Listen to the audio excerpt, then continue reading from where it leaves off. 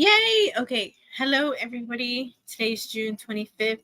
It's currently 8:38 here in Texas. I decided to come on live a little bit early and just get this live going. Tonight is the final live we do talking about the Madeline Soto. Tonight we're going to talk about how Maddie's family and friends react.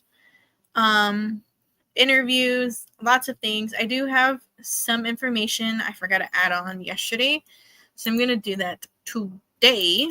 But if you're into Karen Reed and the Karen Reed case, tomorrow Duty Ron is actually going to be interviewing I think it's Yannetti and Alessi. So if you guys are interested in that, I'm going to drop his link down below to his channel. Subscribe to him, and definitely check it out. I'm not going to go live tomorrow because I do want to see the live, so I'll be there. I won't be live tomorrow. I won't be live tomorrow through Sunday or Monday. I'll be live Tuesday. We have a new case to talk about. Whenever Nightbot decides to put the link, I'll show it on the big screen. But yeah, I also made like new commands, so it has like different people that we see in our chats. It has their links. Hang on. I don't know what's wrong with Nightbot.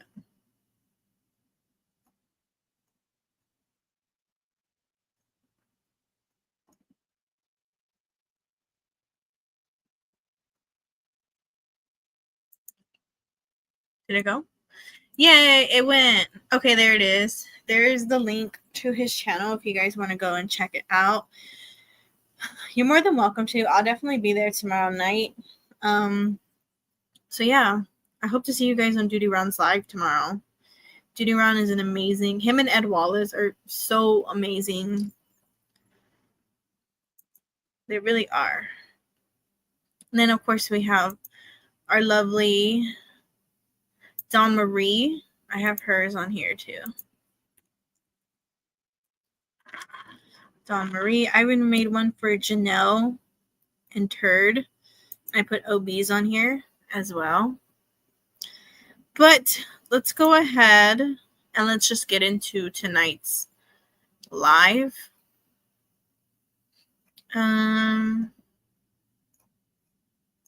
So tonight we're going to talk about how Maddie's family and friends react, and basically interviews from when police went and talked to them.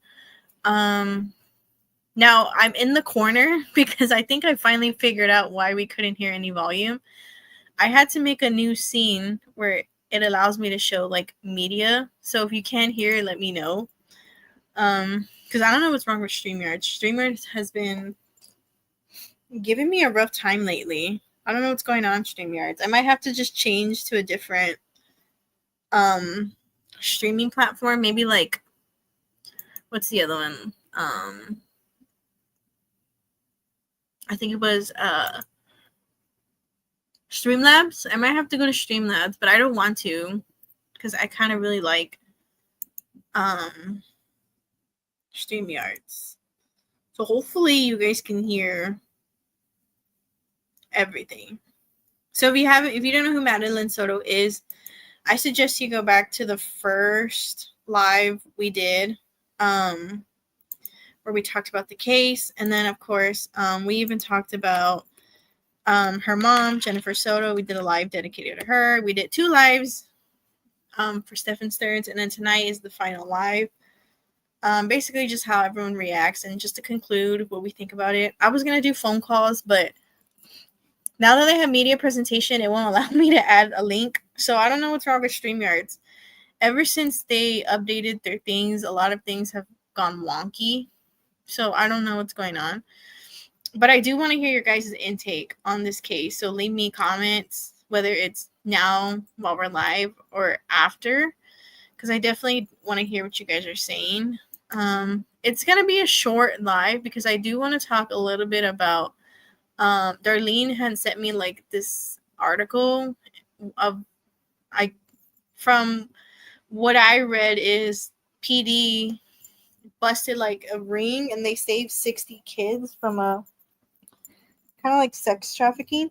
So I do want to talk about that a little bit tonight. So we're just going to jump right in and just watch this video. We're going to hear from Jennifer Soto's roommates, Maddie's friends, Maddie's grandma, her aunt, various things. So yeah, hopefully it lets you guys hear it. Because if not, I'm going to cry. So hopefully it does. Hopefully. I don't want to cry. So please work.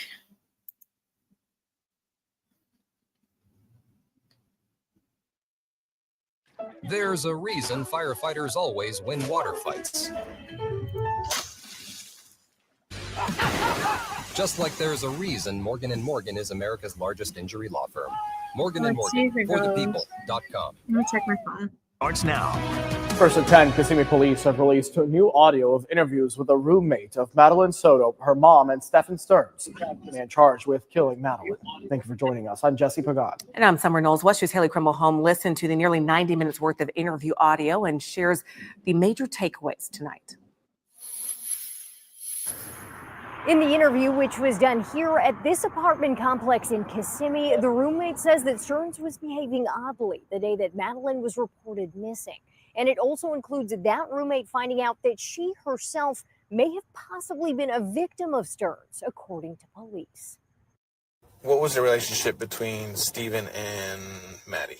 In newly released audio from the Kissimmee Police Department, you can hear detectives interviewing one of the roommates that shared a home with Madeline Soto, her mom, and Stephen Stearns when he was living there.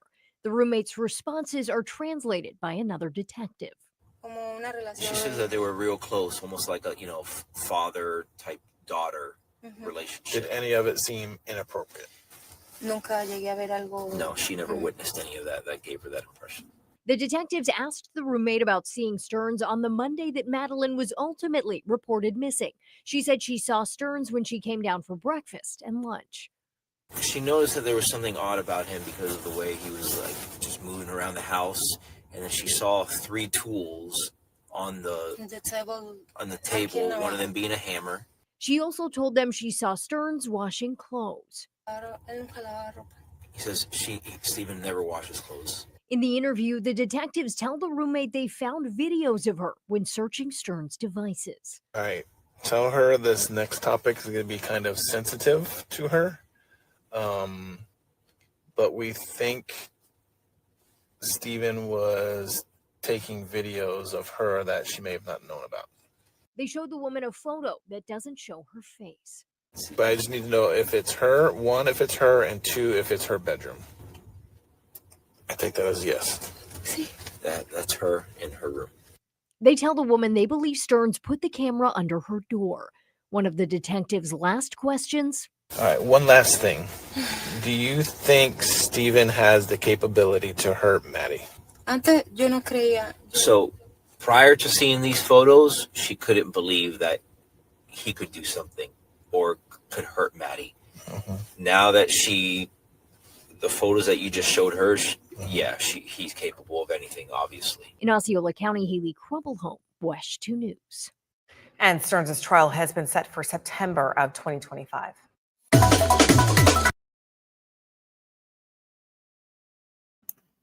Okay, can you hear me? Okay. So basically they interviewed the roommate.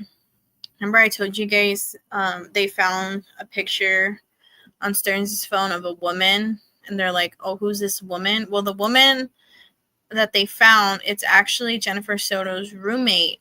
Remember, Stephen Stearns took a picture of her in her birthday suit without her knowing. He basically stuck his phone underneath the gap of the bedroom door and snapped the picture. Another thing is she said was weird is Stephen was washing clothes and he never washes clothes. Another one was the day that Maddie went missing, she said that she saw Stephen Stearns come down to eat breakfast and lunch, and she noticed that he was acting weird. Something was up with him, and that on the table she saw tools, and one of them was a hammer. But from what the roommate said was they had like a bond, like a father-daughter bond, and that she never really thought there was nothing going on. Like inappropriate, like there was nothing inappropriate from the roommates to think that, oh, something's going on, something inappropriate's going on, something's wrong. She didn't get that vibe. The vibe she got was just like a stepfather and daughter vibe. Now, we're going to read this article.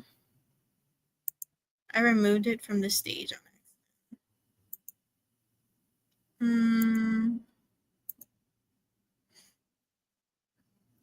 Okay. Add.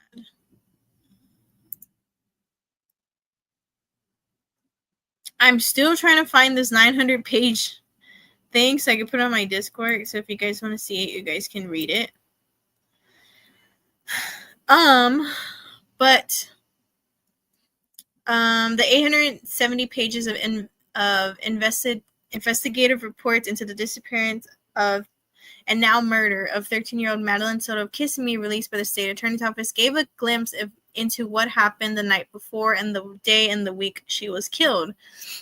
Stephen Stearns, who's the boyfriend of Maddie's mom, Jennifer Soto, is charged with her death, along with 60 other actual battery-related charges, based on about 1,700 graphic images found on his phone and Google Drive. Jennifer has yet to be charged with anything and makes few appearances in the document. I don't think they're going to charge Jennifer Soto. From what a lot of people are saying is they don't have real concrete evidence to say that they need to charge Jennifer Soto. I think, in my opinion, they need to charge her with child neglect because you let a man that you thought you loved or who you thought loved you, but really he was just trying to get close to you for your daughter. She had a lot of inconsistencies. She gave me the vibe as like, oh, she knew what was going on under her nose, just played stupid. She was too calm for me. It made me seem like allegedly she probably took medication to make it seem like she was just out of it. I think they need to charge her with child neglect, but then again, they need to have concrete evidence to give her that. Oh my God, Craig!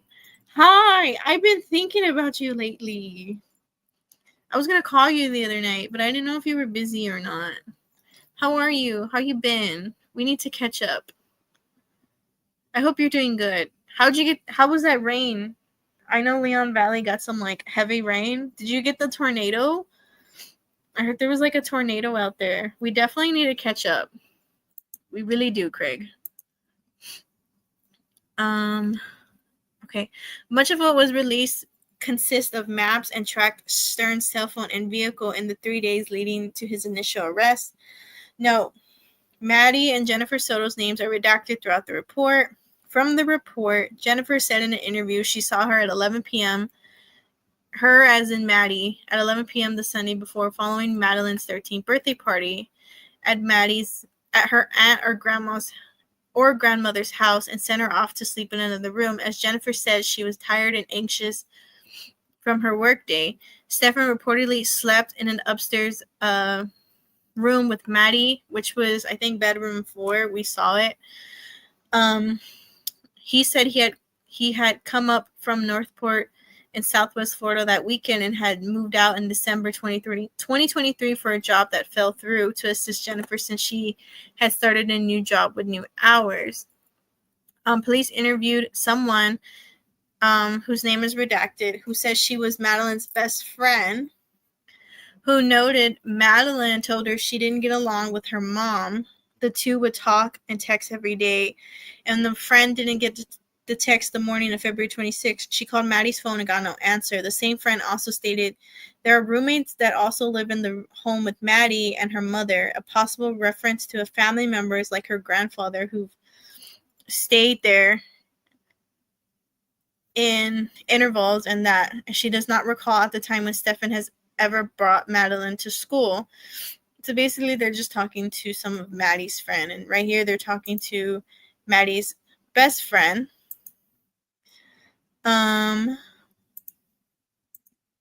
Good call tonight. Very close. It was very close to you. Dang. I'll definitely give you a call. If not tonight, maybe tomorrow night. I don't know what time I'm gonna get off live. I'm pretty sure I get off late. And I don't know what time you go to bed. But tomorrow I'm not streaming, so I can definitely give you a call tomorrow night if you want, so we can catch up. I think your number's still the same, right? Hopefully it's still the same. If not, I'll call you on Discord.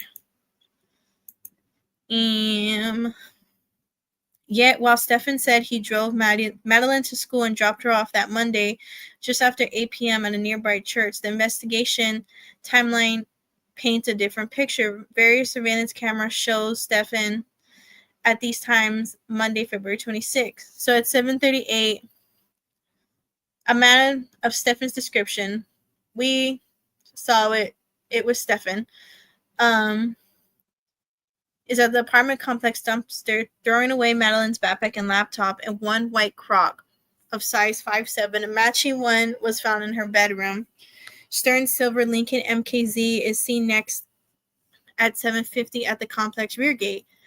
At 8:19, Stearns returned to the front gate where he engaged with the security officer, and he told detectives he went back. He went back because he forgot his gate clicker. He is seen again at the rear gate, and out of all these times, Maddie is reported in the car, appearing to be asleep and slumped over. We talked about it. He drove around town with Maddie's body for a good few hours until he went into a parking garage where they caught him on surveillance footage, moving her body from the passenger seat to the trunk, and then he drove around town until he got to Hickory Tree Road where he got the flat tire, and that's when he dumped her body. And two witnesses said that they saw him at 2 different times. Okay. Yes, please, same number. Okay, good. I'll give you a call tomorrow, like around 9 o'clock, so we can talk.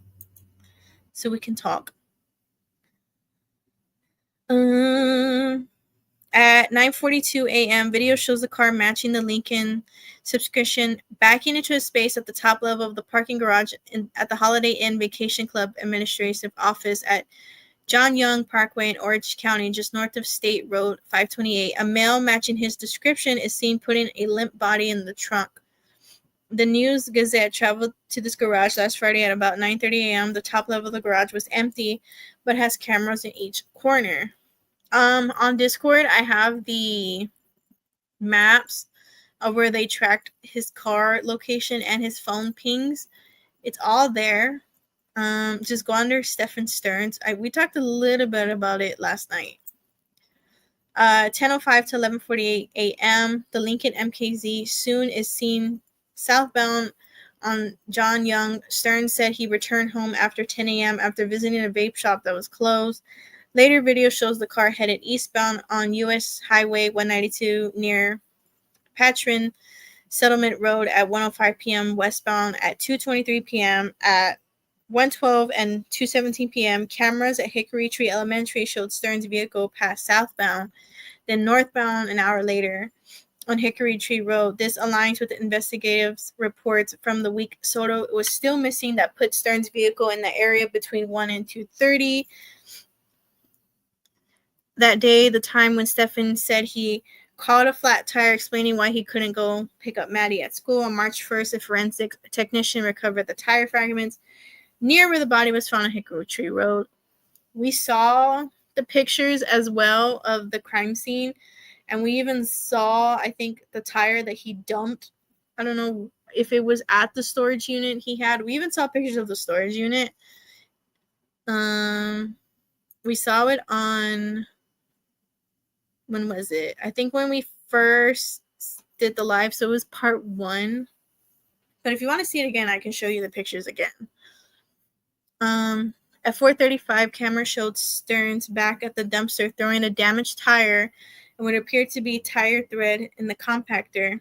The Orange County Sheriff's Office reported that Jennifer's 2022 was driven, her Nissan was driven on February 27 between 3:27 and 4:25 a.m. in the area of US 192 and 4:45 a.m. and 10:55 a.m.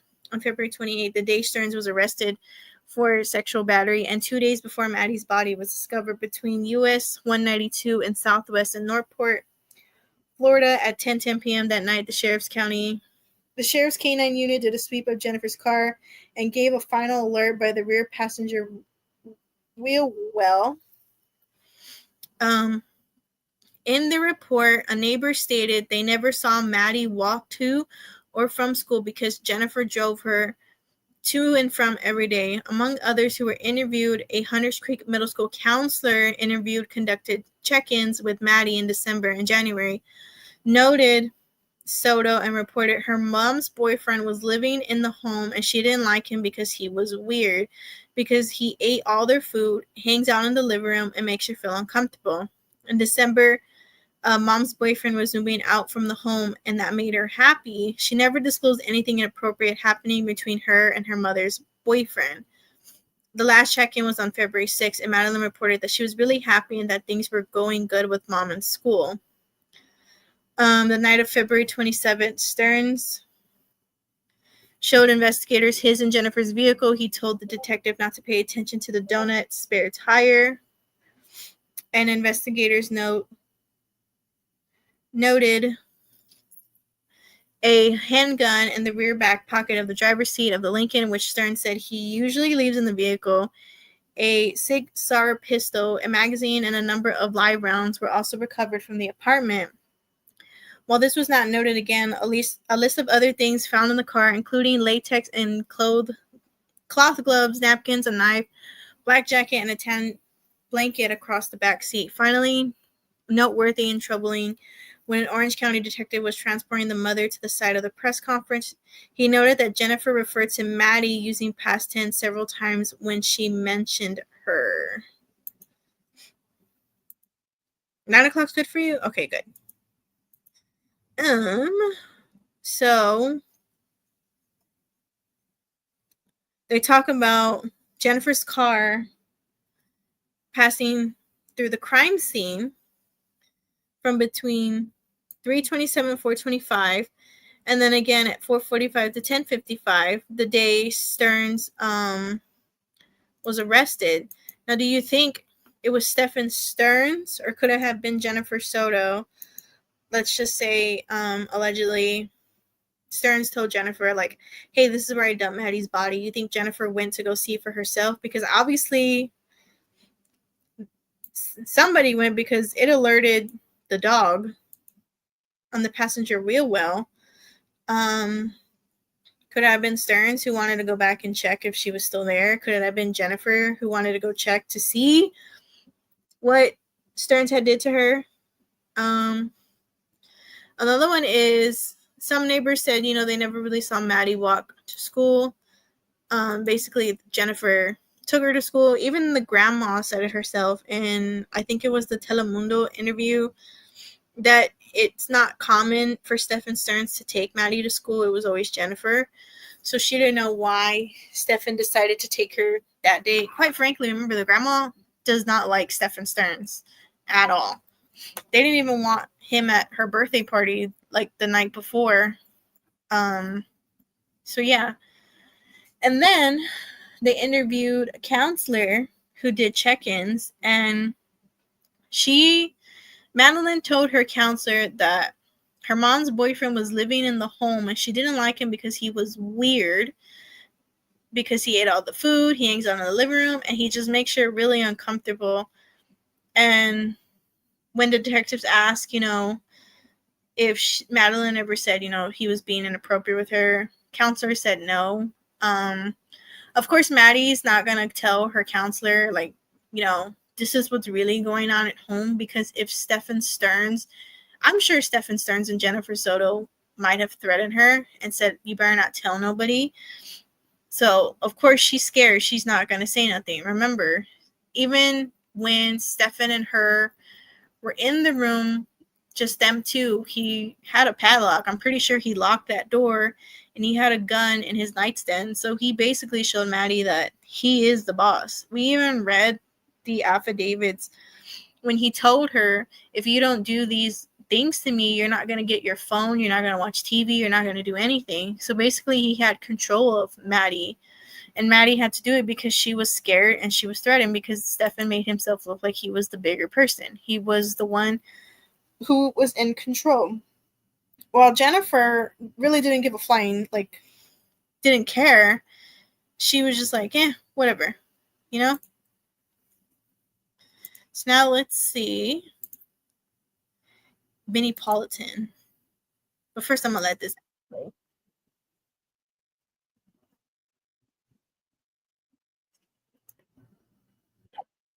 Thank you for joining us on Closing Arguments. It's a tough story to talk about, but there are things that we are finding out that are incredibly troubling and somewhat confusing. And I want to try to shed a little more light on it tonight. And of course, we're talking about the case involving Madeline Soto, one of the last photos, if not the last photo of her from her 13th birthday party at a relative's house. Her mom wasn't there. So there's a lot of speculation in this picture that in this corner, they think it's Stefan Stearns. I don't know if anybody has ever debunked it or ever asked family members if this is Stearns, but allegedly people said that they think that's Stefan Stearns in the corner taking the picture, just looking at Maddie. But you can tell Maddie is tired. Maddie has the raccoon eyes. Maddie has the sad eyes. She's pale. Maddie's not herself. Maddie's not the bright 13-year-old she's supposed to be. She's tired. She's going through a lot. When she went home, her mom still wasn't home, but guess who was? Her so-called on-again, off-again boyfriend, Stefan Stearns. And Stefan Stearns is the one that got her ready for bed. And then for whatever reason in the world, which none of us can figure out, Madeline's mom sent these two downstairs or upstairs to the guest room while she slept by herself. Mom sleeping by herself. She wanted to sleep in. I worked late. I don't want anyone to bother me in the morning. So why don't you two go share a bed in another room alone? That actually happened. That actually happened. Now, we're learning more about what this dynamic was between Stefan Stearns and his victim, his alleged victim, Madeline Soto. This is Madeline apparently was speaking with a counselor at school. An investigator spoke to the counselor. Madeline reported that her mom's boyfriend was living in the home and she didn't like him because he was weird. When she pressed the counselor, Madeline, about why she felt he was weird, she claimed it was because he ate all their food, hangs out in their living room, and makes her feel uncomfortable. Let's read this. I do have the full affidavits, but some of it was not redacted. Like, seeing this, a lot of this was not redacted. When was it? When we did Jennifer Soto's live, her phone number was not redacted. And I didn't think it was working, but then like something made me call it and it was a working number. So I would show you the affidavits, but some of it's not redacted. They didn't even redact Stefan Stearns' social security number. I had to go and redact it myself on my end. But I mean, let's read a little bit of it. It's kind of blurry. I think you can. No, I can't. There it goes. So this is the interview with the counselor. Stated she is in the 7th grade school counselor at blank. She met blank in the beginning of the school year when she was being transferred over to the ESE service department. She was told she has ADHD and has a hard time focusing. She also has anxiety and panic attacks. Redacted, who conduct check-ins with, I'm assuming it's Maddie at school, has met with her approximately 6 times since the beginning of the school year. Typically, redacted will come to her with feelings of panic and being overwhelmed When she asked Maddie what's going on, she would tell her it's anxiety and she's overstimulated from being at school. Maddie has also said she's dealing with things at home, including fighting with her mom. Mom would get upset because Maddie is forgetful and doesn't clean up like she is expected to. She disclosed when mom yells at her and makes her feel overstimulated, and then she can't respond the way she wants. Blank stated they discuss strategies to, okay, it's too small. So basically, Maddie said, like, you know, her and her mom are having fights. Her mom would get upset with her because she's very forgetful and she doesn't clean like she's supposed to. Now, that I can understand because at that age, yes, they're teenagers. They're not going to want to clean. They're going to want to stay in their room, be on their phone, talk to their friends. So the cleaning part I can understand. The forgetful I can understand too. But in all reality, with what's going on and the way Jennifer Soto is, do we allegedly think that's what the fighting was about? Or could it have been like a cover-up of... Could that be a cover-up and really they're fighting over Stearns? Like, she's like, oh, Maddie, you better do what Stefan wants you to do, you know? Could it have been? Like I said, it's a mix. It's 50-50. My opinion, I think Jennifer Soto knew, but it's 50-50 whether Jennifer knew or didn't knew. Yes, I think the old gang, all of us had decided that was Stearns in the reflection. Yeah, the old gang. Yeah, I think we all decided it was Stefan. At each of their check-ins during December, January, and February, Maddie reported that things were improving at home and things were better at school. Blank reported that her mom's boyfriend was living in the home, that she didn't like him because he was weird. She pressed about why she felt he was weird. She claimed it was because he ate all their food, hangs out in the living room, makes her feel uncomfortable.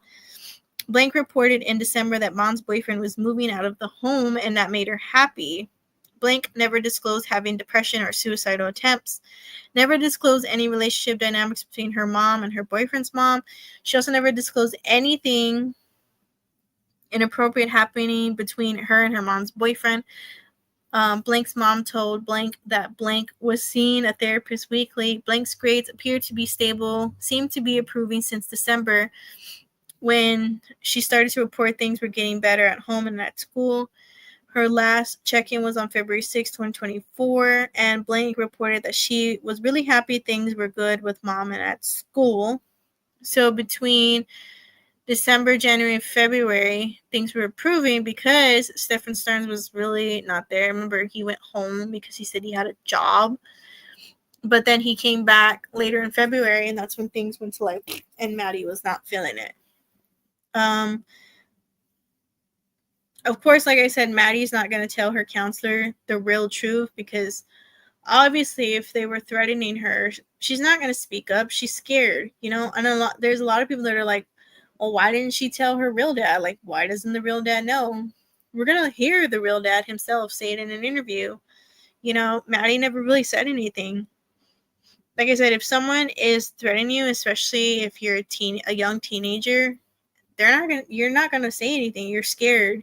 Maddie was scared. Maddie was scared of whatever Stefan Stearns said he was gonna do to her if she spoke out. So Maddie was scared. Madeline reported in December that mom's boyfriend was moving out of the home, and that made her happy. She also never disclosed anything inappropriate happening between her and her mother's boyfriend.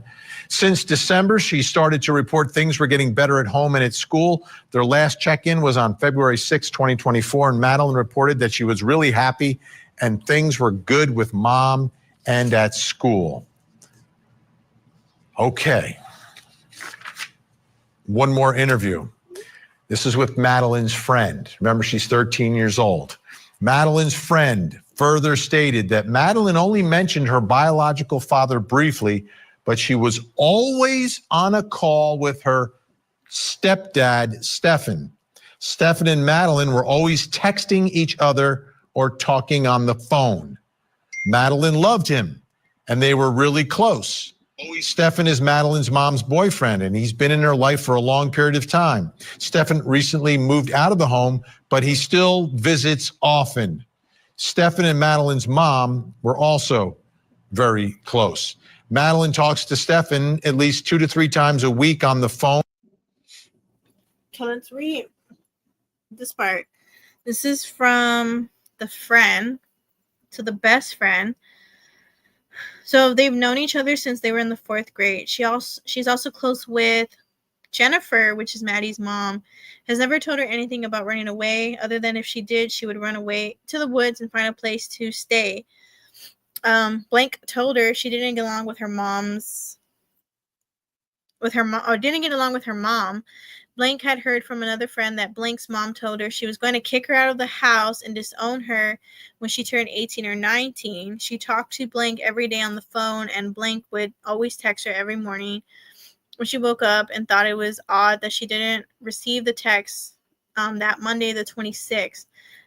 When she called, there was no answer. So obviously there was tension at home between Jennifer and Maddie.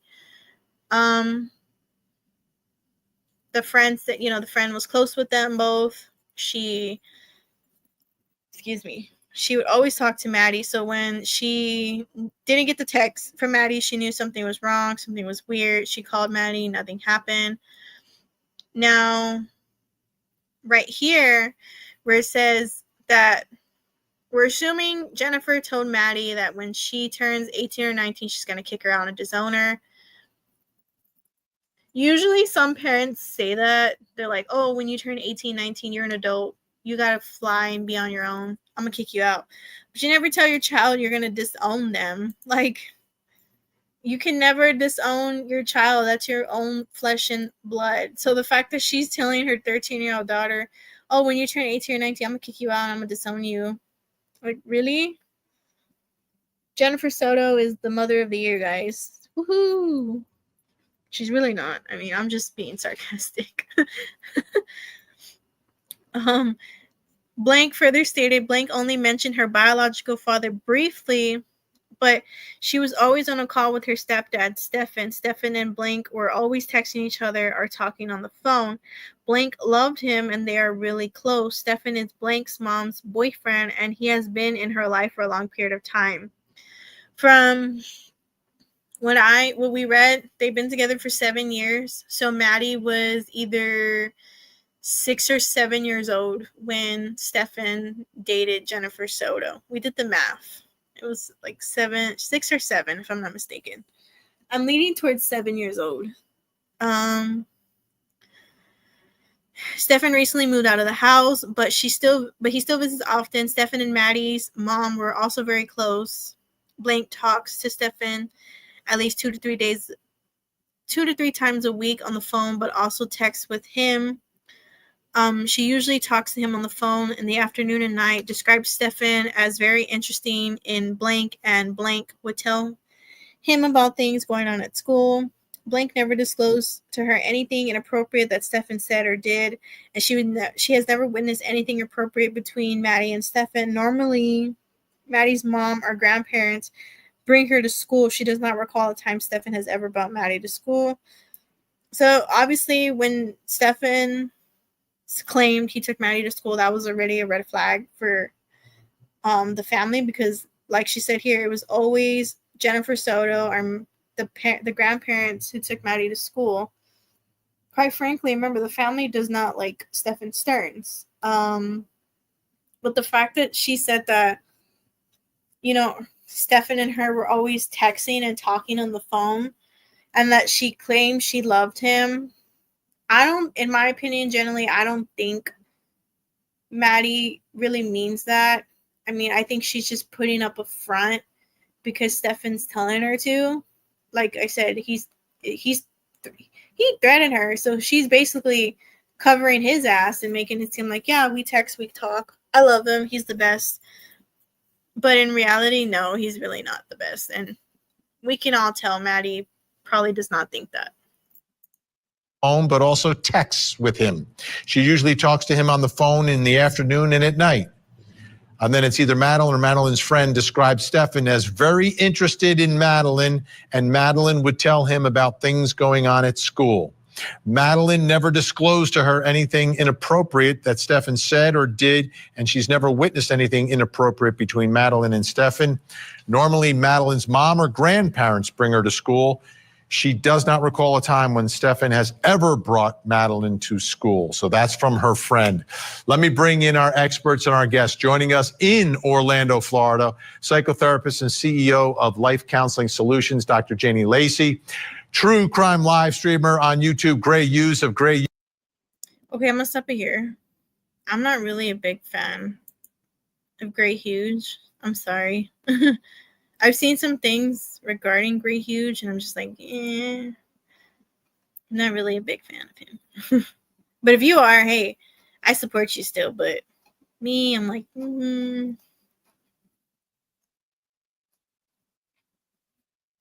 Now, it's page. I'm going to read you, because yesterday I didn't get to show you this. So I'm going to show it to you today.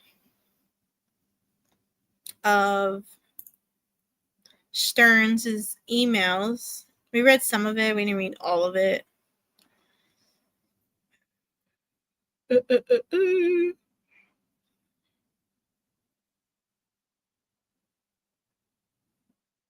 I think it was page 1819.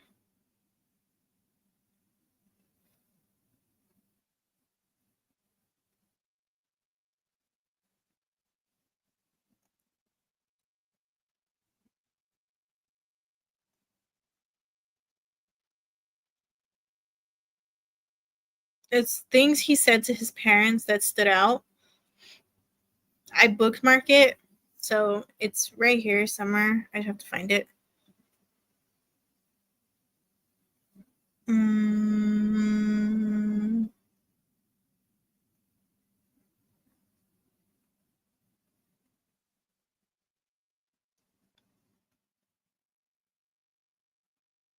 Okay, right here. So this is from Chris. So Chris is Stefan Stearns' father, and he's talking to Stefan. Hi, Darlene. Oh yeah, I really don't like Gray Hughes. Did you get the articles I sent you? Yes, I did. I'm actually going to talk about one of them tonight. I'm going to talk about the ring that they bust in Florida with the 60 kids. I'm going to talk about that a little bit. So right here is what caught my attention.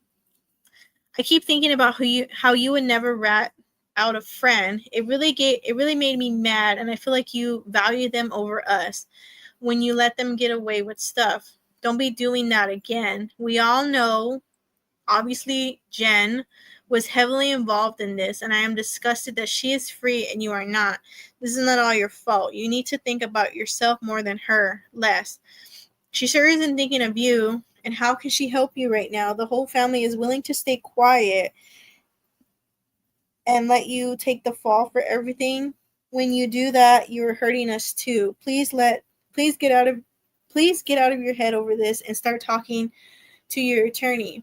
This stuff is serious, and you need to approach it as life and death, which it is. I think that the craziness Jen lived, or it could be Jen or Maddie lived through with, okay, I'm going to assume it's Maddie lived through with Jen's various patterns.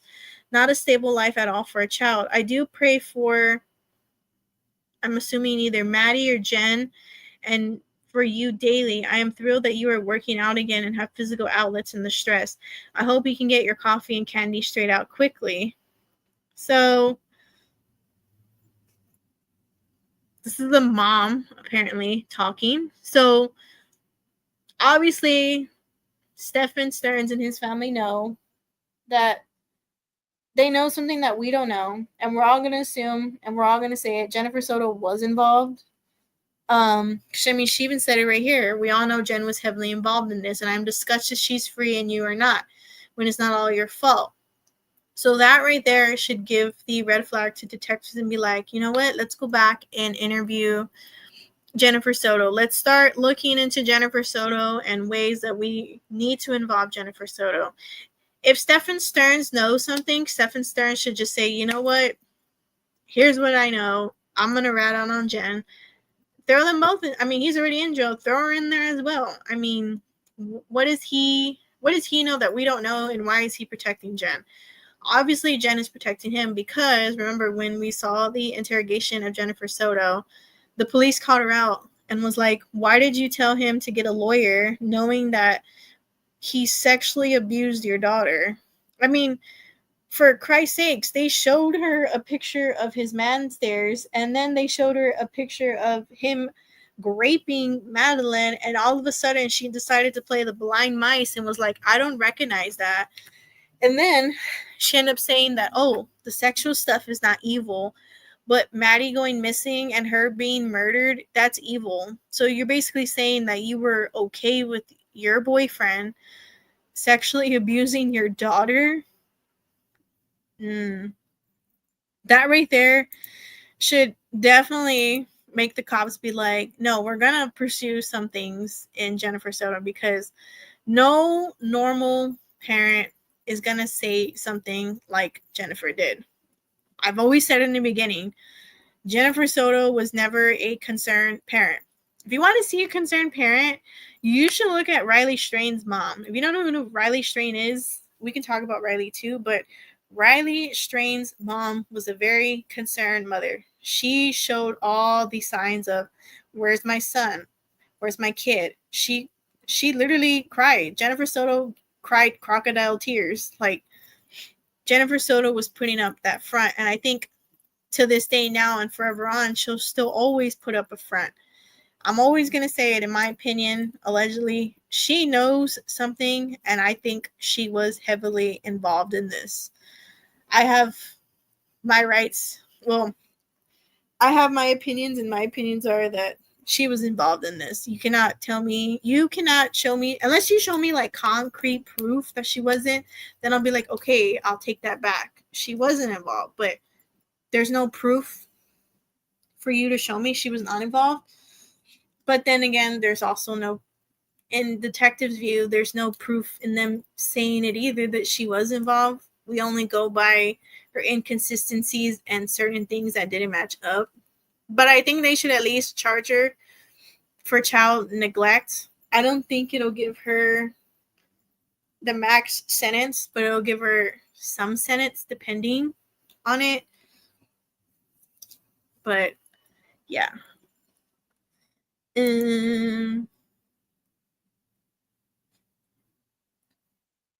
So the fact that they said the whole family is willing to stay quiet and let you take the fall for everything. If she's referring to Jennifer's family did not like Stephen Stearns at all. They didn't like him at all. And I'm sure Tyler and Tatiana, they don't know what's going on. So of course they're gonna fight for justice for their baby girl, because this is a man that they thought they could trust being around Maddie. Now, Jennifer, I mean, obviously Jennifer didn't give two flying fucks. Like, she let whatever happen. So of course they're gonna fight for justice for Maddie. And Stephen Stearns' family's like, no, it's not just him, it's her too. So, and then the fact that they even said right here, I keep thinking about how you never ran out of friend. It really made me mad, and I feel like you value them over us when you let them get away with this stuff. Don't be doing that again. Now, are you assuming, Deborah, that Stephen Stearns took a fall for a friend? So you claim, or did Stephen do the horrible acts and you're just saying like, oh, your friend is the one that should be in jail, not you? Like, you know what I'm saying? I mean, there was that speculation of what he did when he was younger. I'm still looking for it to see if it is confirmed or not.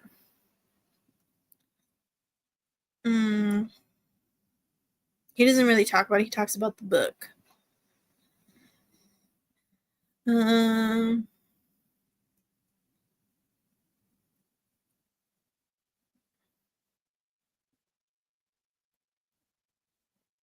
Yeah, they don't talk. He doesn't talk about it. But he keeps looking up voting, if he can vote. I want to know, why does he want to know if he can vote? Like, what are you trying to vote for? I'm with you. She's guilty. They're both guilty. Yeah, they're both guilty. I don't get why PD doesn't. It's a year later, and they haven't done anything to Jennifer Soto. Quite frankly, where is Jennifer Soto? I mean, there's speculations and allegations on like Reddit that apparently, allegedly, they think that she checked herself in a mental hospital. But right after the whole case, a few months later, after she got her car back, she was staying with her sister. So, I mean, could Jennifer Soto be in a mental hospital? Or is she just hiding under the radar and doesn't want no one to know where she is or anything like that? That's what I want to know. I want to know where Jennifer Soto is. So this one, it's law enforcement released audio of their interviews with roommates who live with Madeline Soto and her mom, Jennifer. One who had a teenage son says she spoke with Jennifer more than about her children than about Stearns.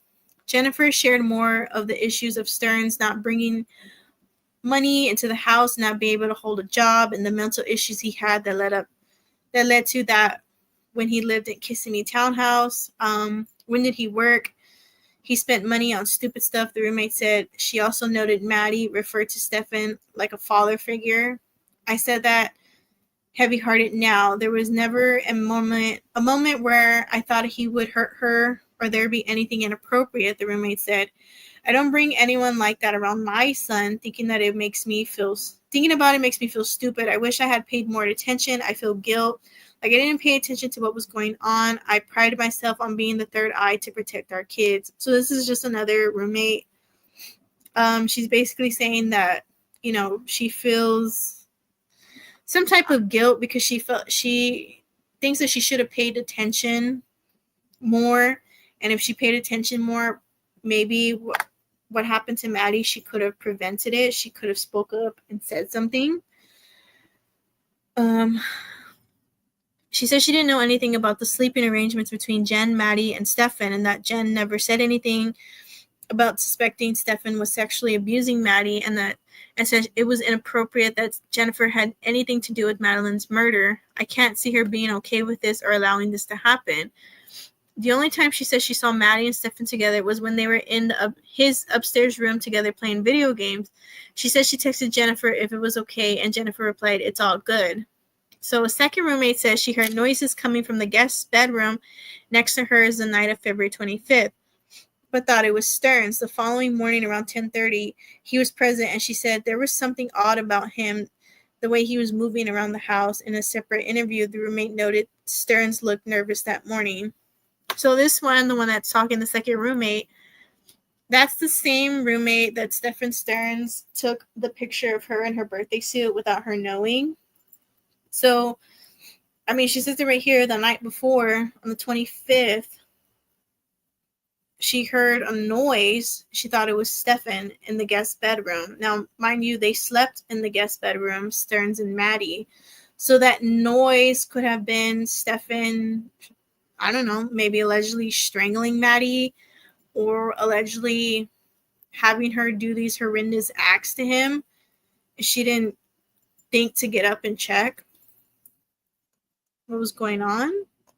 Now, my thing is, I want to know if the roommates heard something that morning on the 26th, because like I said, it's weird how I don't think to this day where there's footage of Stearns taking Maddie's lifeless body from the home to the car, or anybody witnessing that. Like, there's nothing.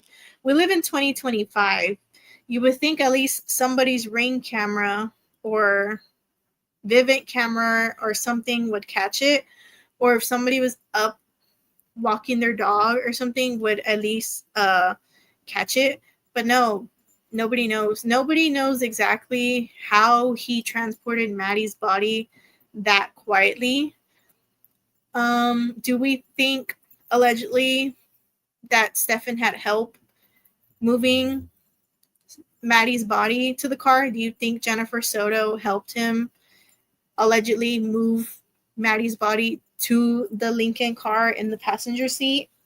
Because remember, she said she saw Maddie, then she said she didn't see Maddie, then she's talking about she saw Stearns with the dog. Do we really know that? I mean, we can't believe Jennifer Soto with her inconsistencies in the way she is. I know they claim she was supposed to have signed in. I know one of the roommates was feeling guilty, etc. Yeah, it was. I think it was the first one, the one with the son, with the teenage son. Okay. Now, let's see this one. I didn't read this one. I'll just read it. Okay, let's see if it plays. Beautiful design can absolutely change your life. We are getting some new details tonight in the Maddie Soto murder case. Police interviewed a roommate of Maddie and her mom right after that teen went missing. They believe the teen was killed by Stefan Stearns. And Fox 35's Marie Ettinger has a look at why that roommate thought that something odd was happening. Detectives say Stefan Stearns put a camera underneath his roommate's door and filmed her naked. In her interview with detectives, we hear the moments she finds out about that happening. Angelica Negro lived with Jen and Maddie Soto. Stefan Stearns sometimes lived with them too. Detectives asked her about Stearns sleeping alone with his girlfriend's 13-year-old daughter. She confirmed she did see that happening. She says that they were real close, almost like a, father type daughter relationship. The night before Maddie was reported missing, the roommate says she heard something coming from Stearns' room. They were consistent until she fell asleep. She says Stearns was acting strangely too. She noticed that there was something odd about him because of the way he was just moving around the house, and then she saw 3 tools on the table, one of them being a hammer. Stephen was also washing clothes. Stephen never washes clothes. She didn't know what the other tools on the table were, but she heard something the next day that stood out. In the morning, inside the house, she heard something that sounded like a power tool. Jennifer asked Stephen, what are these tools, what are they doing here? And Stephen replied to Jennifer, oh, I was finishing up a project. But she doesn't know what project he was referring to. Later in the interview, detectives break the news to Negro. They found naked photos of her on Stearns' phone, seemingly taken surreptitiously from underneath her door. They ask her to confirm whether the photos are of her. I take that as yes. Sí. ¿Eso es tú? ¿Eso es tu cuarto? Soy yo. Pero prior to seeing these photos, she couldn't believe that he could do something or could hurt Maddie. Now that the photos that you just showed her, he's capable of anything, obviously. The charges for Stefan Stearns allegedly illegally filming his roommate have not been filed yet. Marie Ettinger, Fox 35 News. I want to go back and point some things out. Cell provider that was breached has my social from the credit check. Think of all the places that can expose your info. LifeLock monitors millions of data points for identity theft. Yeah, he makes me sick. Fix it. Guaranteed. When we read his note that he read for Maddie, it gave me the chills when he started. The note Stefan wrote to Maddie gave me the chills when he started talking about her hair and her eyes. I was like, ew. And then when he talked about when he carried her, or when he held her, something about that's when his heart went with her or something like that. I was like, what the heck? Are you confessing right there? You were holding her lifeless body? We are getting some new details to Maddie was reported missing. The roommate says she heard something coming from Stearns' room. So she's describing the noise she heard. It's almost like a bang, kind of like a banging noise.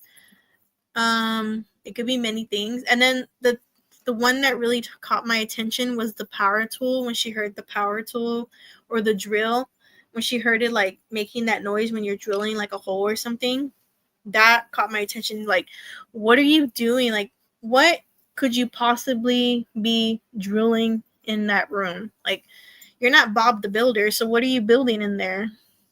And then Jennifer confronted him and was like, what are these tools? He's like, oh, I'm finishing a project. I want to know what project he was doing. I mean, him describing all that made it worse. Yeah, the way he described it, I was like, oh. But she actually said, this is the noise I heard that night. And she kept hearing that noise, so she went to sleep.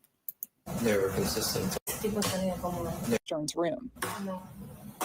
They were consistent until she. So it's like a banging noise. Could it have been it's the noise of Stephen Stearns strangling Maddie? Or is it the noise of Stephen Stearns doing a horrendous act to Maddie? We don't know. The only one who would know is Stephen Stearns, and he's not talking to nobody. Quite frankly, well, what day was it that we said that he tried to blame it all on Maddie, basically saying like, oh, Maddie threw herself on me. How in the heck is a 13-year-old girl going to throw herself on you? No freaking way. You are a pervert. You threw yourself on a 13-year-old little girl. That's disgusting. That's very disgusting. And the fact that your parents, like, oh, geez, it gives me the ick. Did I do my disclaimer? I didn't. Okay. I keep forgetting to do my disclaimer. But everything I say is all alleged in my opinion for entertainment and educational purposes only.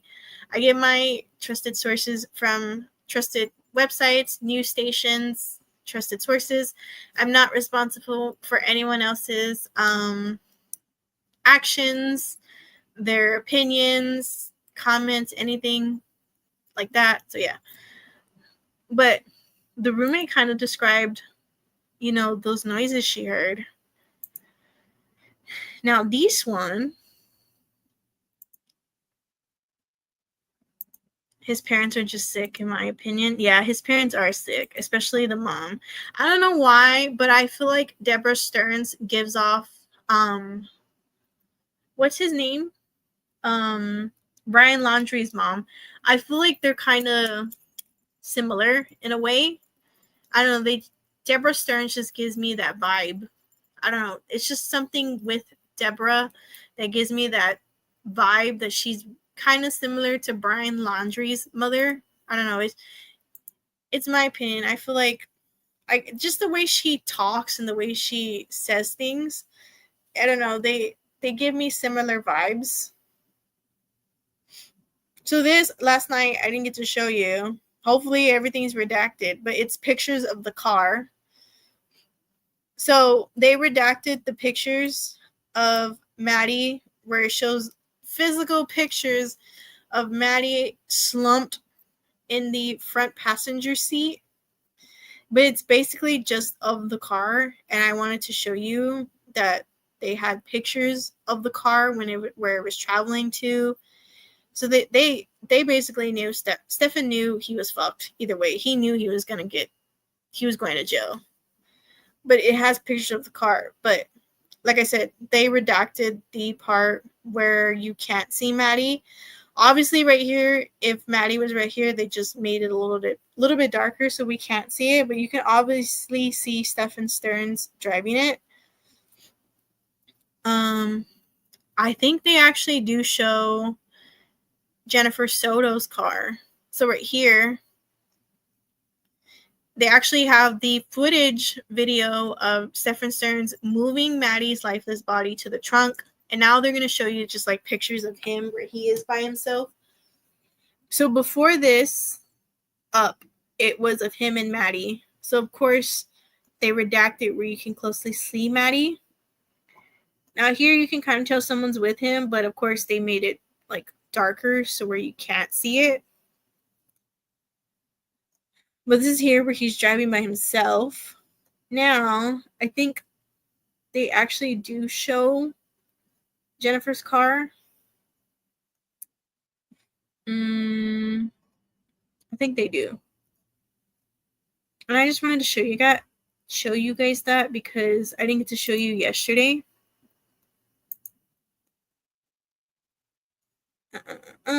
Obviously it's redacted. Okay, yes, here we go. These are, or is it still the Lincoln? Oh, it's still the Lincoln, I guess. No. It looks like Jennifer's car. Okay. Well, now they're showing pictures of Jen's car. What are you guys saying? The comments. She supposedly paid off roommates for his crap, and yes, similar. Yeah, I heard that too. Allegedly, something to do with he filmed a roommate's girlfriend changing, and he did the same thing. He put the phone under the door. Another one was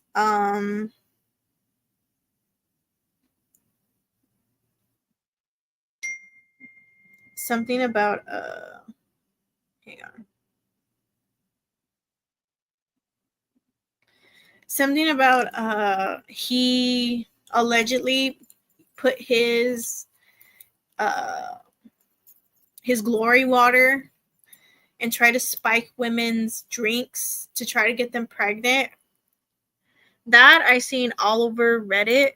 I don't know if it's true or not, or how to confirm it, because when I tried like looking it up, I mean, I couldn't find it unless I put in like a FOIA to see if there's something in the database regarding that. But if his parents paid it off, I don't think I'm ever gonna find it. So yeah. Okay, besides that one, let's watch the video of Tyler. Tyler is the biological father to Maddie. So let's see, poor Tyler. My heart goes out to Tyler and Tatiana. They didn't know what was going on. I'm sure if Maddie came out and told Tyler, I'm pretty sure Tyler would step in and take Maddie away from this and throw Stephen Stearns in jail a long time ago. And Jennifer Soto, too. Now to a story you'll only see on Channel 9. For the first time, the biological father of Madeline Soto is speaking out about the life and tragic death of his 13-year-old daughter. Madeline was first reported missing in late February after she didn't show up to class at Hunters Creek Middle School. The day after, only Channel 9 spoke with both Madeline's mother and her boyfriend, Stephen Stearns. Stearns is now in jail on sexual battery charges. And then last month, Madeline's body was found in a rural area of St. Cloud. And so far, no one has been charged in her death. Today, Maddie's dad told our Shannon Butler he has confidence that investigators will bring whoever killed his daughter to justice. Tell me about your daughter. Maddie was just the most important person to my wife and I. She was just full of joy. Tyler Wallace had last spoken to his daughter on her birthday. He had no idea it would be the last time. How did you find out? I was informed through a phone call from Jennifer that she was missing. What was her demeanor? Jennifer's? Was she calm? Was she freaking out? I would say anxious. The next morning, he got in his car and drove from Texas to Florida, only stopping for gas. But shortly after he got here, Madeline Soto's body was found in this rural area of Osceola County. Her mother's boyfriend, Stephen Stearns, is charged with sexual battery and possession of child sex abuse material. He is the main suspect in her murder after investigators say Stearns is on video dumping her backpack and laptop in a dumpster in the early morning hours of the day Maddie was reported missing. Did your daughter ever indicate that something was going on in that house? Not to me, no. What did you think of Stephen Stearns? I had interacted with him on Instagram a couple of times loosely, just kind of seeing if he gave me the ick or if he seemed okay. And as far as I was interpreting his demeanor, he seemed like a warm, interested, but like not responsive, very often person. What do you think of him now? I don't want to say that on camera. I can't communicate to you. Every father knows what I'm thinking right now. Tyler met with Kissimmee police about their ongoing investigation. But do you think that Jennifer Soto knows more? I don't know, and I'm interested in knowing, but I don't have reason to believe one way or the other right now. These are the things that the investigators are looking into. And now he won't get that chance. Instead, he's here to take the little girl's ashes home to be with him now. Was Jen a good mother? I don't know how I can excuse this. I don't know how I can excuse this. I don't know the whole truth, though. I need to hear more. I need to hear more to answer that question. Shannon Butler, WFTV Tonight. He wants to cry. Yeah, Maddie is Tyler's twin. Breaks my heart to see him and her stepmom, who I call real mom, crying upset. I agree with you, Darlene. I feel like Tatiana was a real mom to Maddie, even though she's a stepmom. I mean, I agree with you. I would call her real mom too. I mean, because Maddie's own real mother, Jennifer, didn't really care. I mean, the friends said it, counselor said it. Maddie and Jen were always fighting. Maddie claimed it was over her not wanting to clean and being forgetful. But like I said, allegedly, could that be a front? Could that just be like a front defense to what's really going on behind closed doors? We don't all know what's going on, what happened behind closed doors. The only one who would know is Stephen Stearns and Jennifer Soto. Obviously, they're not going to talk. And Maddie, and sadly, Maddie's not here for us to ask Maddie, like, hey, what had happened. But you can see Tyler is hurt. And it's so sad how Maddie, since she mentioned it, the newscaster, that Tyler took Maddie's ashes home with him. It's kind of sad how Maddie didn't get to have a proper funeral. I remember back when this case came out, there was people like doing the GoFundMe to pay for Maddie's funeral expenses, and people were pissed off because they're like, I gave her so much money just for the little girl to be cremated. Like, are you kidding me? Like, that's kind of sad. But Tyler took home Maddie's ashes. And Tyler is like us. Tyler wants to know the full story. Tyler wants to know what really happened that night, what was really happening in that house. You had at least 4 different adults in that house. You had Stearns, Jennifer, and the 2 roommates. Between those 4, they all had to have known, or at least somewhat kind of know what was going on. Of course, the 2 roommates, they're not going to know. They're not going to pay attention to what goes on with Jennifer and Stearns. You know what I'm saying? They got their own stuff going on. One of them had a teenage son with her. I want to know if the teenage son ever said anything, like heard something, saw something, or if Maddie told him something. Now, I didn't think of this then when the case happened, but that night when Stephen Stearns clicked and strangled Maddie to death, I said 2 things. It could have been, one, let's say Maddie was going to come out and was going to be like, you know what? I'm tired of this. I don't want to do this no more. I'm going to go tell my dad, or I'm going to tell the world that you're sexually harassing me. You're abusing me. I'm going to tell the world. And Stearns just clicked and like strangled her. Another one is the pregnancy theory that a lot of people were saying, that allegedly people think Maddie was pregnant, and that Maddie said, I'm going to tell everybody what's going on, and Stearns clicked. I don't think Maddie was pregnant. I mean, I don't know. We don't have the autopsy reports, but from other true crime casers who were digging deeper and had like almost the full affidavit, it doesn't say if she was. It's not going to say if she was or wasn't. Only the family is going to know. It could. I'm just speculating. Maybe it was that. I'm not saying it is. Just speculation. Another one could be Jennifer, like Darlene said. In my opinion, it was over Stephen Stearns' competition. Hindsight is 2020. Yeah. So maybe Jen didn't remember. Stefan wanted to do things that Jennifer didn't like. Remember, he liked to have intercourse where the female just laid flat and pretend they were dead. I think an ex, if I'm not mistaken, came out and spoke about it and said that he wanted to do that and the ex was uncomfortable. I mean, Jennifer Soto said it herself too. He liked to do backdoor stuff and she didn't like that. So could it have been that Jen was like, oh, he spends too much time with Maddie? You know, remember she talked about her sex life, said it was vanilla. They hadn't really had sex in a while. I mean, it's disgusting to say this, but do you think Jennifer Soto was jealous because her daughter was getting more of the attention from Stearns than her? That's kind of why she made Stefan snap and strangle Maddie? Or could it have been that Maddie had a crush on somebody in her school? Stefan didn't like that. Stefan got jealous, just snapped and, you know, strangled Maddie. Or remember the teenage son of the roommate was there.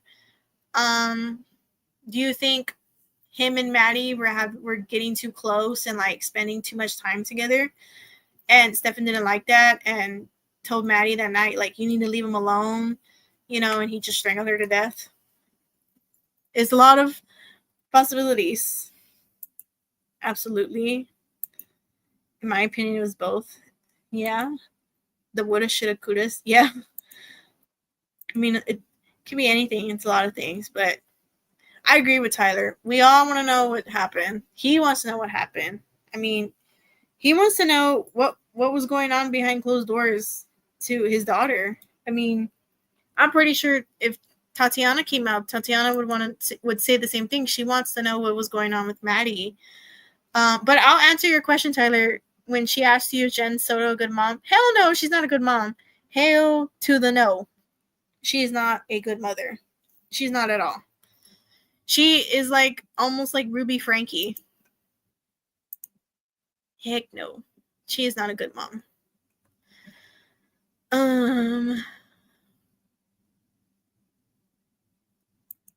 This is the same interview. Okay, there's another interview, but I don't know if it's the same one we just saw.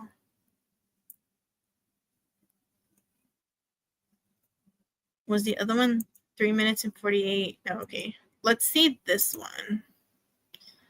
It's of Tyler. I don't know if it's the same one or. This weekend, Madeline Soto's father visited the site where his little girl's body was found. And tonight, we have more of our exclusive interview with Tyler Wallace. Good evening. I'm Martha Sagowski. I'm Darlene Jones. Investigative reporter Shannon Butler sat down with him to talk about his daughter, her death, and the man investigators have called the prime suspect in her murder but have not arrested.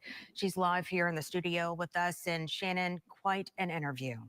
Yeah, Tyler Wallace did not put any restrictions on the questions I could ask him, but he did ask one thing of me, to talk about why he had no idea his daughter was going through what she was and why he doesn't want other dads to suffer with the same regrets. Tyler and Tiana Wallace saw Madeline Soto in October of last year. I've always wanted to see her more. We're supposed to have so much more. Tyler and Tatiana Wallace saw Madeline Soto in October of last year, and they had no idea it would be the last.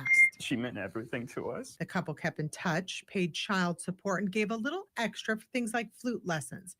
But because they lived thousands of miles away from Madeline and finances were tight, they rarely saw her. Was there something that concerned you? Was there a sign? Did you think something was wrong? Not really, no. I didn't know. I didn't know. I just wish she would have told me. We had her in October. We had her in October. And I just wish she would have told me. I would have taken her away from that. It's something that will haunt her father forever. I just wish I could have seen her more. I wish I could have had her more. And I struggle with that. I will always struggle with that. Tyler told us that Stefan Stearns was in Madeline's life for at least 5 years.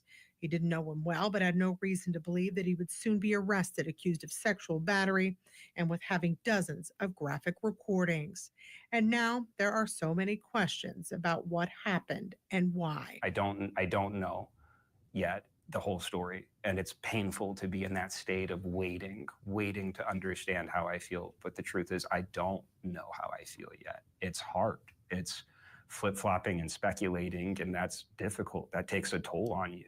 And that's why I'm just trying to grieve privately with my family and process this loss for us. And I do want support from the public, but I don't feel right sending mobs and pitchforks. I want to focus on Maddie and her loss and what I could have done better, not as a guilting myself thing, but as helping other fathers who are struggling to have relationships with their children. And Tyler will continue to fight for answers and try to find a way to move on. Maddie's not here to speak for herself. You are here to speak for her. What do you want people to know after all this is said and done? There's probably a few It's not things. fair. Life isn't fair. You know, I loved my little girl. We were patient. We were taking our time. By our belief, we were doing everything right. And it just happened like this. And there's no the rest of her life. There's no the back half. There's no making up for it. There's no improving. It's just done now.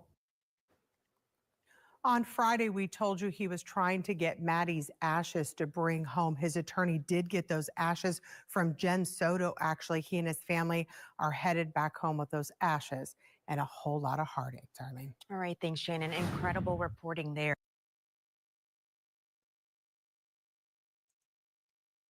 So Craig says, I think she told him no more and she was going to tell her teachers.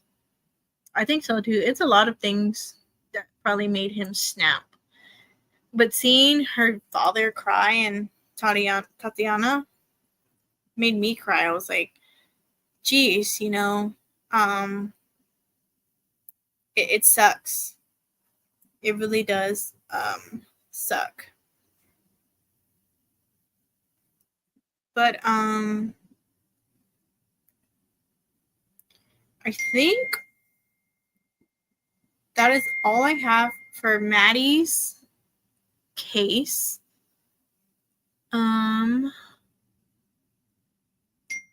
We talked about a lot of stuff. But now I want to talk about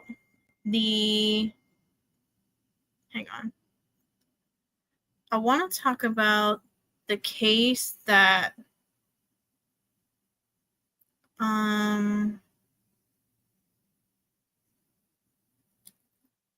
Darlene had sent to me regarding the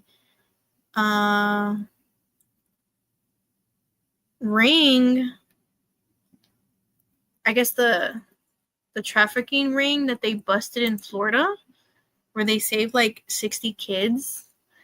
I want to talk about that. And then 10:01, we'll end it after that. Well, we'll talk a little bit, then we'll end it after that, because OB is going to go live, and OB is covering a case that is so good. I put her link down below if you guys want to go subscribe to her and hear about the case she's going to talk about. You're still looking for more information? Okay. Definitely look for more information, but we'll talk about it, a little bit about it, the one article you sent me tonight. And then I'm going to dedicate a live strictly to that, with everything that you find and everything that I find, because I'm looking for stuff as well. So let's read the article. Let me share it to the screen. So down below is OB's, Oblivious Benson's channel. You guys should subscribe to her. She's funny, she's hilarious, and she does some great true crime coverage. The best. She's actually live right now. So I have her playing in the background. So if you hear little noises, it's her. She's really good. The case she talked about last night was insane. I was like, whoa. But let's read this article that Darlene sent me. And then, of course, when Darlene sends me more information on this, or when I find more information on this, we'll definitely do a live dedicated just to that.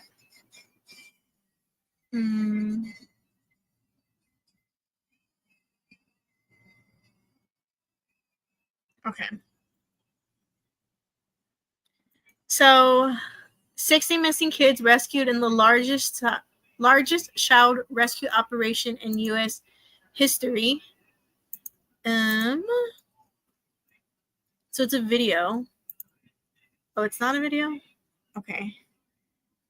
Well, the federal and state officials announced on Monday that 60 missing children were recently rescued in Florida as part of Operation Dragon Eye, which has been described as the largest child rescue operation in the history of the United States. Announcing the results of Operation Dragon Eye during a press conference on Monday, Florida Attorney General James Udemeyer, a Republican, said, "We are here to announce the most successful completion of the largest child rescue operation, not just in Florida history, but in the United States history. Protecting our kids and keeping Florida the safest state is to raise a family is our number one priority." The Florida Attorney General added, "Today is a result of the hard work to deliver to that promise." According to the First Coast News, Udemeyer confirmed on Monday that many of the children rescued as part of Operation Dragon Eye were in critical danger and were at risk of human trafficking. That's crazy. 60 kids that they rescued? That's freaking crazy. I mean, first you get the officer who was involved in Maddie's case, the one who leaked Maddie's deceased body. You had him there, and then he got arrested recently for gambling. I think it was 21.6 million. And then Darlene sent that link where his wife also got arrested as well for racketeering. And then you have the 60 missing kids. And on top of that, they even called out the guy who got arrested. I think his name was Marcos. They called out some shit that him and his team were doing behind everyone's backs. So it's definitely crazy. Florida has some crazy stuff going on. I don't even know what to believe in Florida. That is freaking crazy. But we're hitting an hour 30. I'm not going live tomorrow. Tomorrow, I had mentioned earlier, but if you didn't see it, Duty Ron is going live, and tomorrow I'm gonna watch Duty Ron. Then I gotta talk to Craig. So Duty Ron's going live tomorrow. If you're familiar with the Karen Reed trial, he's gonna interview Alessi and Yannetti. I think he put it for 7:30. So if you guys want to go see it, his link is going to drop below in the Nightbot whenever, there it is. There's his channel to his link. If you guys want to go and see it, I think 7:30. Let me check. Yeah. So he's going live tomorrow, 7:30 Eastern time. Yannetti and Alessi join Duty Ron and Ed. Yeah, so tomorrow at 7:30. I'm excited to see this live. Duty Ron and Ed Wallace are the best ever. They get down to the knit and grit. I love them. So subscribe to them. There's their link down below. Remember, it's 7:30. He'll be live, so I'll definitely be there. I'll be back on... When's my next live? The 1st. So July 1st, I'm going to come back and go live again. We're going to talk about a different case. Today we kind of wrapped up the ending of Madeline Soto's case. my condolences and prayers go out to Maddie's family, especially to Tyler and Tatiana. I hope Stephen Stearns goes to jail. Well, he's in jail, but I hope his trial starts immediately and they start doing the process for him and to start getting justice for Madeline Soto. I think he goes in, what was it, July or September, if I'm not mistaken. If they allow cameras, I do want to stream that. Another case I do want to stream is the Savannah Soto and Matthew Guetta case. They are going to court in September, so I do want to stream that. But the first, is it the first? Yeah, the first, we're gonna come back on live and we're gonna talk about the Woodstock 99 festival and the Astroworld festival and what happened at those two festivals. And then we just have different cases after that. I'll definitely put in the Discord what we're going to talk about. But yeah, if you guys want to go see OB, she's live right now. She's talking about a case. I think the case is named Katie Janess. She was talking about it last night. It was so freaking crazy. I kind of want to cover it too. But if you guys want to see it now, she's actually live right now. And she's covering it. She's doing the part 2 tonight. Right now, she's showing some silly stuff. But in a little bit, she'll get down to the actual case. But, yeah. I'll be back July 1st. But I'll put little updates in the Discord and on YouTube as well. I want to thank you all who came tonight and who was here. Craig, Darlene, you guys are the best. I don't think Janelle was here tonight. I think she's busy, but she's on replay. Janelle, I have a case out of Australia that I want to talk about. I don't know if you know it. It's I think her name's Carol Reed Robertson. I want to talk about it and I want your opinion on it. Hopefully StreamYards allows me to add you on here so we can talk about it. I want to know your opinion on it. It's like a big case that happened in Australia that I want to talk about soon. But yeah, I want to thank you all for being here. Oh, thank you, Craig. I'm definitely gonna call you tomorrow around 9 so we can talk. We have a lot to catch up on, like a lot. So yeah, thank you all for being here. I'll see you guys July 1st. But yeah, thank you all for being here. My replay crew, everybody, thank you all for the likes. And that will conclude the Maddie Soto case. And next case will be a different case and we'll go on from there. So yeah, I love you all and I will see you guys July 1st. Bye guys.